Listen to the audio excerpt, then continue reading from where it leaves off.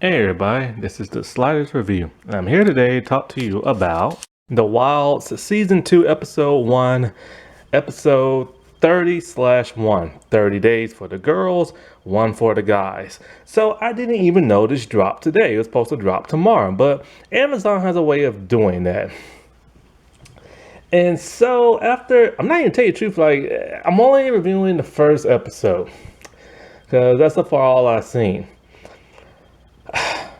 Before I say anything about this episode and the whole girls versus guys thing, first let me get into why I first started reviewing this.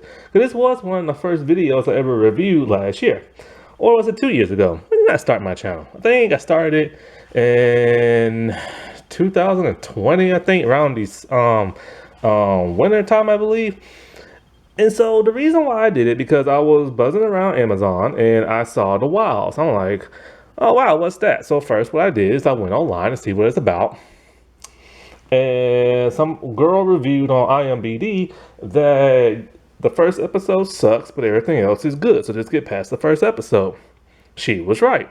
I watched it. It was awesome. But I had a little bit of a problem with it.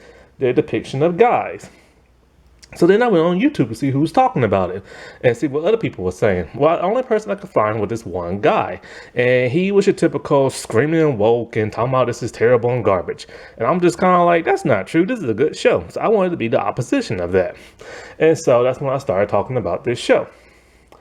And so whenever I talked about this show in the past, I made 2 huge videos depicting each day. And I was pretty positive about everything. Some little things that did butt me, I'll let y'all know. And like I said before, one of the things that bugged me was the depiction of guys. I still feel like the creator just hates men.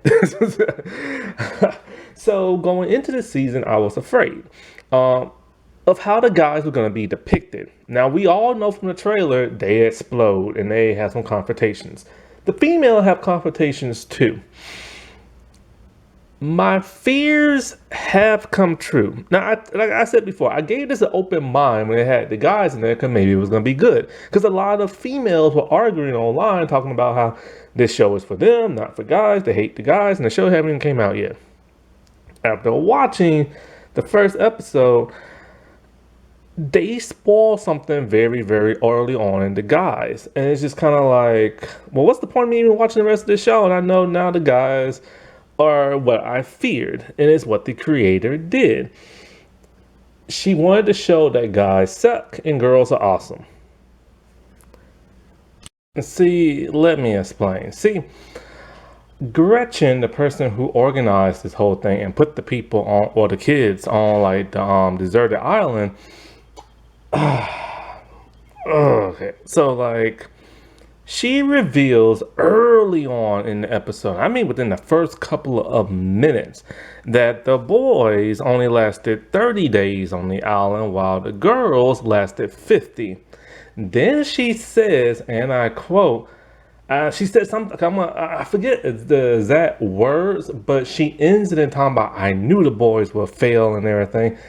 And she seemed really happy about it. I think she even said she knew this would happen and she's happy that this happened. She literally said she's happy that the boys failed because she wanted to prove that the girls were more superior than the boys. I'm just like, okay, that's not even the character talking. That is the creator and everything. A lot of creators for TV shows, they will talk, they will have one of their characters talk through them and stuff. I'll give you an example. Family Guy. Seth MacFarlane is the one who came up with it. Brian, the dog, talks to Seth. It's his actual voice, and all the opinions that come from that of Brian, and a lot of times, are that of Seth. Seth, equality of LGBT, smoking weed, his liberal views, that's all Seth MacFarlane, and it comes through Brian. However, not everything comes to Brian. I don't know what the world was going on in the first couple of seasons when Brian was racist towards black people. I hope that's not Seth. Then again, Cleveland was voiced by a white dude for like the entirety of the series until just recently.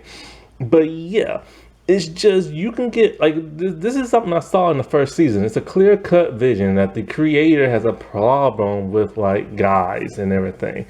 And because in the first season, every guy was a monster, except for the ones that died. The ones that died was actually nice. So there's two that die. And then there's one who is nice, but he only shows up for a few minutes in one episode, while every other guy is some type of sexual predator or like some type of like just bad all around person. You know what I'm saying?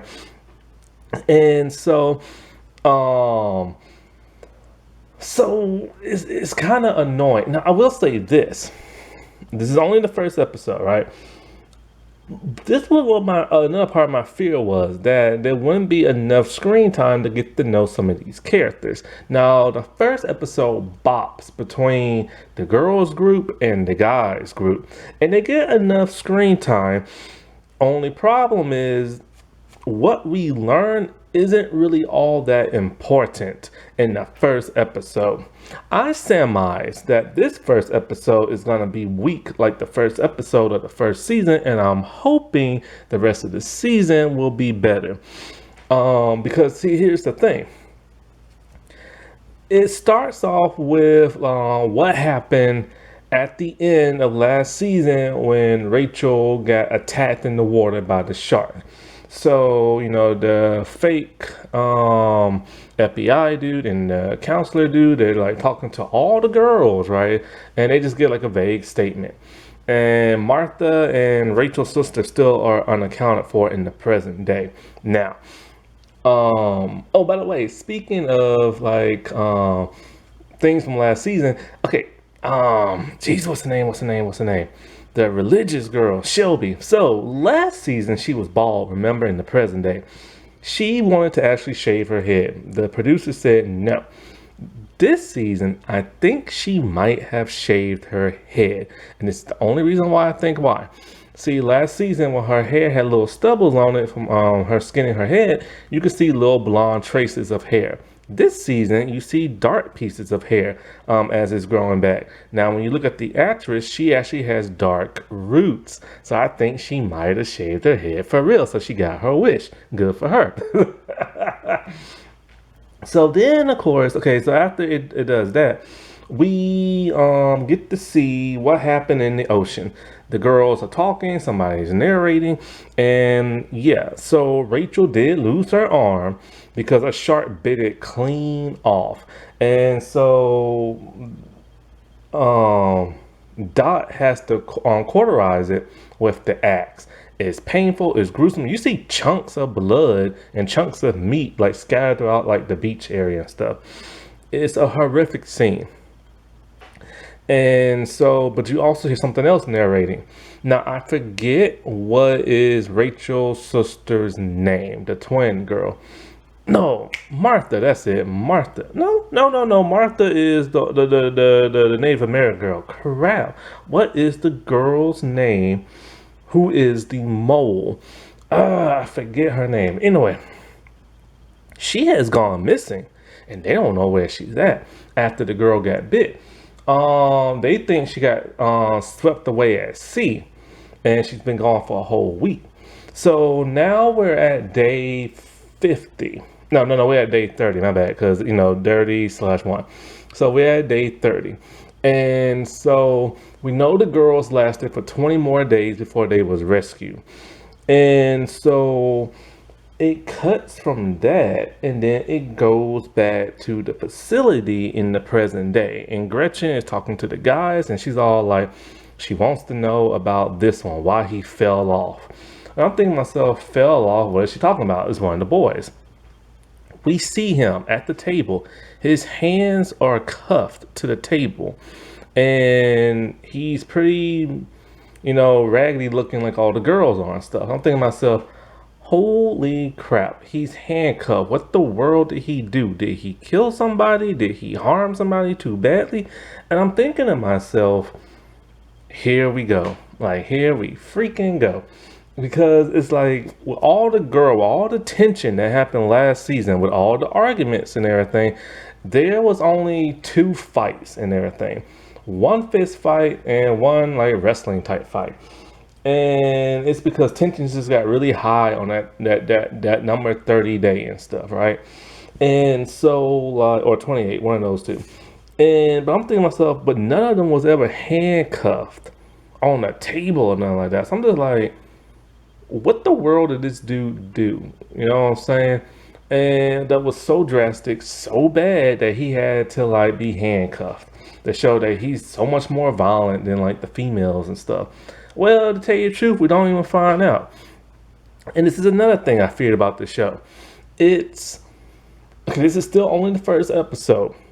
I don't know what the other ones are like yet, but you know how last season we would have the girls on the island and all the girl personalities just sucked. You know what I'm saying? They always argued with one another, they couldn't get along. But then we saw the flashbacks of what happened prior to them being on the island when they're back home with their loved ones. It was so dramatic, it was so heart-wrenching, you couldn't help but to feel sorry for these girls when you saw them in the present day acting all catty. This is what caused us to love the girls so much. Their personal lives back at home and all their struggles. And that was a great way to do it. When it came to this first episode, there's a boy named Ralph or something like that. It's Raphael, but he goes by Ralph or something like that. We don't know what the world happens to him in his personal life back at home because it does a flashback, but not the flashback of like his home. It's the flashback of the island. And only thing we know is that he's just shy and that's it. And I'm thinking to myself, that was like a huge mistake to make in the first episode. People, both male and female, or mostly female, are pissed that there are boys now on the show. You have to give us a reason to like them. And one way to like them is a flashback of them being back home. And the show didn't do that. It should have capitalized on that. Now, our group of guys. I don't remember everybody's name. I just remember what most of them look like. However, there's about like two that kind of look similar. So it gets kind of confusing at times. But I know what they look like. I just don't necessarily know their names. But I did write down some and I was able to capture. And so here's the thing about the guys. Now, when it came to that of the girls, they wrote each girl personality as that of a character based off people's, like, you know, what a realistic person would be like, right? You know what I'm saying? But they wrote these characters, like the girls, like actual characters. They wrote the boys like stereotypes, both visually and like the dialogue and stuff. When you look at the girls, they all have like, you know, distinct looks. Nobody's like really like extreme. When you look at the boys, it seems like they tried to go for the most extreme look to the boys, and stuff like that. And I'm just kind of like, it reminds me of the HBO Max series, the Sex Lives of College Girls, when I got to like that feminist group type thing. They went for the extreme type of characters with that, and they went with the extreme type of characters with the guys and everything. And the guys' personalities are very extreme. It feels like they're just fictional people. It don't feel like realistic characters. They have realistic things, you know, they act realistic. Like there's a jock, there's a nerd, there's an emo kid, like this and that, you know what I'm saying? But they don't feel real. And they don't talk like they're real. And that could be part because of the acting. The way they're acting like newbies and everything. So it's kind of giving off that extreme vibe to where you're just not like gelling with them. You know what I'm saying? But then every time it cuts to like one of the girl scenes, you gel with them and everything. They're giving more compassionate stuff. Even when they argue, you still are engaged and everything. When you're watching the guys, it just feels like they're cartoon characters trying to be like real life people. And that's the way they was written for the show. So I'm not liking that at all. It's like they're intentionally trying to like sabotage the guys to make you not like them. Because be honest with yourself.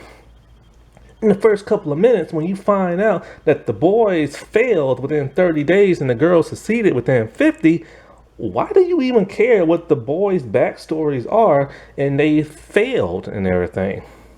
You know? And when you see the way they interact with each other, it's kind of like, no, guys are not that stupid. And all these guys are written to be like stupid idiots and everything. And it's insulting. And it's like, and there's even one who went to Boy Scouts. He didn't want to, but he did. You think he would have basic training, but the dude don't know nothing. And Dot knows more because she's been camping.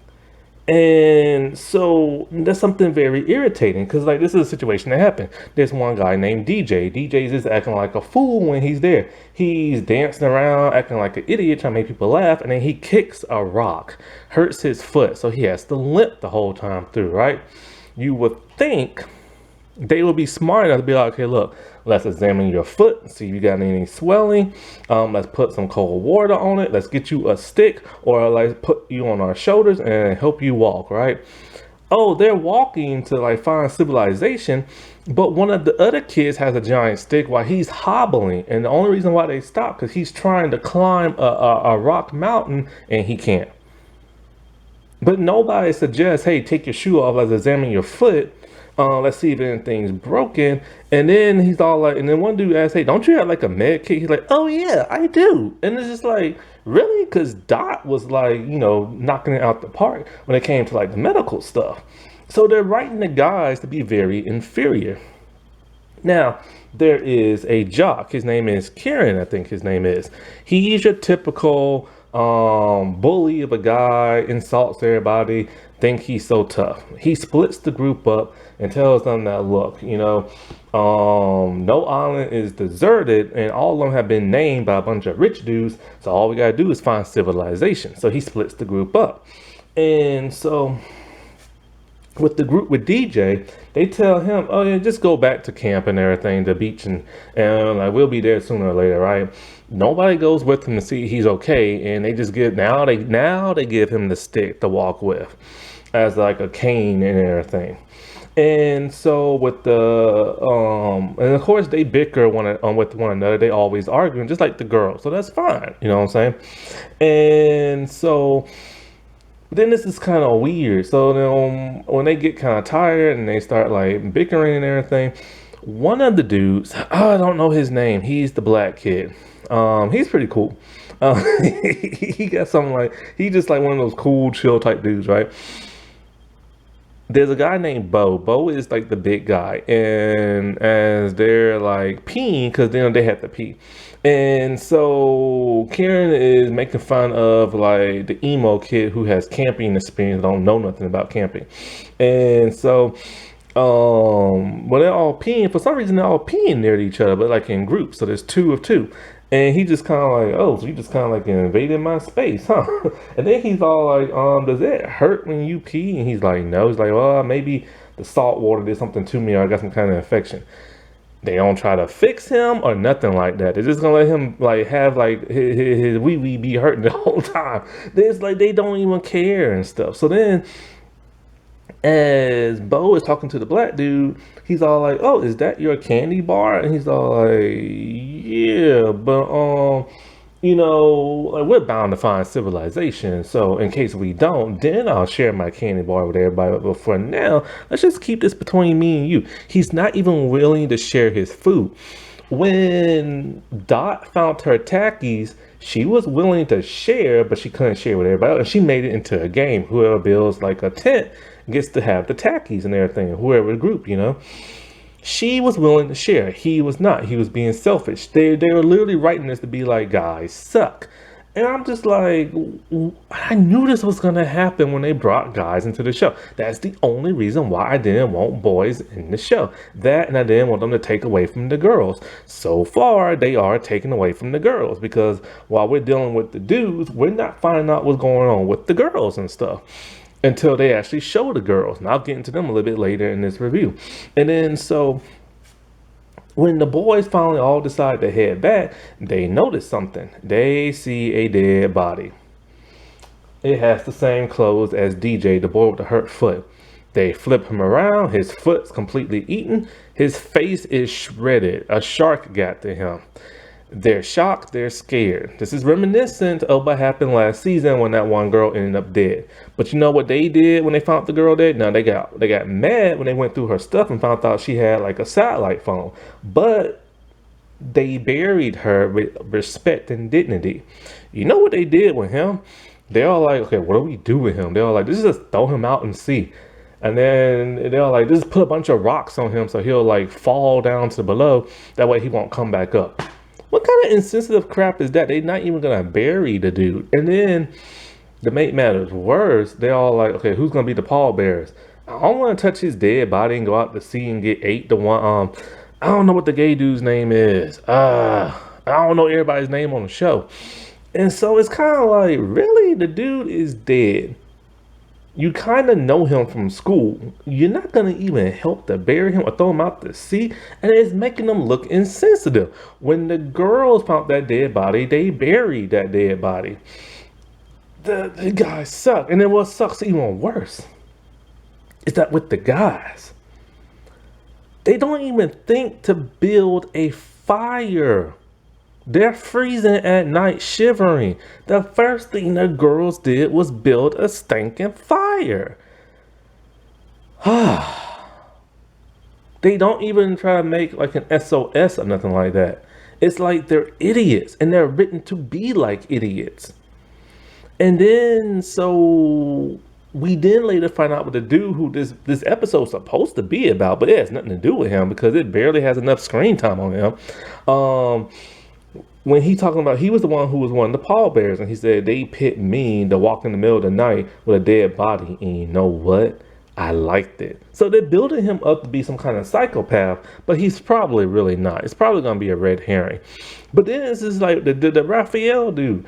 This episode was supposed to be about him, and it wasn't even about him. This didn't happen last season with the girls. With the girls, that entire episode was about them, both present, future present, and past. And then so we find out a huge twist. I'll get into that later after I get through talking about the girls. So now let's talk about the girls because they are in this. So it starts off, we can like talk about Shelby and Tony. You know, it's funny with Shelby and Tony. Okay, so like it's been like a year and a half since the first season came out, maybe longer. It might have been even 2 years because of the whole you know what virus, right? It's funny. Okay, so the girls been on, okay, so the guys was on for 34 days and girl was 50. My bad. So day 50 or day 30 or whatever. The girl, Shelby and Tony want to make out, so they take off both their shirts. And I know that they took off their shirts, you can see armpit hair on Tony. But then I'm like, okay, yeah, they've been there for like a month or so, you know, so there's bound to be armpit hair. But then when Shelby takes hers off, there's no armpit hair; it's shaven. Now I've known for a long time that the Tony actress, just doesn't shave. That just doesn't what she does, you know what I'm saying? So I think that's funny. It's kind of like, oh, 30 days passed and you haven't shaved, but you have. And then what's so funny is that Shelby, the actress, bleached her teeth. So it's kind of weird seeing her with these bright white teeth on an island and she's been there for over a month. Now, something else that's interesting with Shelby is that she lost her southern accent. Remember how strong it was in the first season? Well, this is probably because, you know, about a year and a half, 2 has passed, and the actress has probably just like lost it because the actress isn't even American. I think she's Australian, I think. And so she probably just forgot how to like do it. You know what I'm saying? Probably just like, okay, it doesn't really matter. You can hear it a little bit, but not really. Speaking of Australia, I've already talked about this in one of the videos I posted, is that they moved from New Zealand to Australia to film the show, probably because New Zealand has very strong COVID guidelines and stuff. So it's basically like this. The Power Ranger people already said that, because they film in New Zealand, when they come from America, they have to stay in the hotel for 2 weeks and they are not allowed to leave for no reason. If that door opens, they're in trouble. So then after 2 weeks, they film what they gotta film, and then they go back into their hotel for another 2 weeks, and then they get back on the plane and they go home. So they probably won't have to deal with that. Now, I will say this. You really can't tell because both islands look exactly the same and stuff like that. The only difference is the sand. The Australian sand at times look black, and there is a black sand beach on Australia. I just don't know if that's the one they're filming at. But anyway, so Martha sees them two about to make out, and she looks kind of disturbed. We saw this in the trailer. So then she goes to Fatten, and she's all like, "Is there a certain vibe has changed with the girls?" And she's all like, "Oh, what are you talking about? Rachel being depressed about like her arm and sister?" She's all like, "No, kind of like a." I don't know exactly what she said, kind of like a sparkly vibe or a happy vibe or something like that. And then, so the thing with the girls is this. Leah is still paranoid because she knows that Rachel's sister is spying on them with some people and stuff because her sister put her in a pit. Her and Fatten go look for the pit. It is completely covered up already. Like so much sand has covered that thing up and leaves over it and everything. So Fatten thinks it's a mirage, Leah doesn't. So paranoid Leah, she's not happy. And so the thing is with the girls is that they decide they're gonna move from the beach into like more of the jungle like area. They don't know if it's necessarily a good idea. I mean, they found the snake there last time. They might as well stay on the beach. But they want to like move away from there. They put their SOS up. You see them with a fire. The boys can't even do that. But here's the problem. Rachel doesn't want to move whatsoever because she thinks that her sister might come back somehow. So the girls, they have to stay on the beach. While there, Dot is attending to Rachel's wound. Yeah, see, she's doing medical stuff. She's informing her that your arm can't be in the sand, it's swollen, and it's gonna get like disease in it and stuff like that. And but Rachel's just like numb and just like staring into like space. See, she knows about medical stuff, but the dude who actually has medical, like a little bit trained, like knows nothing. So then, they do show like her stump sometimes, like through CGI, or maybe they have like a prosthetic. And then sometimes to hide it, what they do to save money for the CGI thing is that she puts her hand back and she has a long sleeve shirt. So she's covering her hand up with her long sleeve and then she puts her hand back so it's bent back. It's cheap, but you gotta do what you gotta do. So she don't want to move, nothing like that. So at one point in time, Leah comes to her, trying to be nice at first. Then she's all like, "Was it your sister who wanted to come to this place?" And then she started just bugging her question after question. And Rachel's all like, "Why are you asking me this for? Don't ask me this." And then so she starts grabbing her and she's just like, "Tell me what you know," and stuff like that. And so then Fatten, she starts hollering at her and screaming, talking about, "It's my fault. It's my fault. My sister's gone. And because I wanted to like do this and blah, blah, blah." And then she starts breaking down and crying. Fatten ain't having this crap. Fatten is just as tough as she was last season.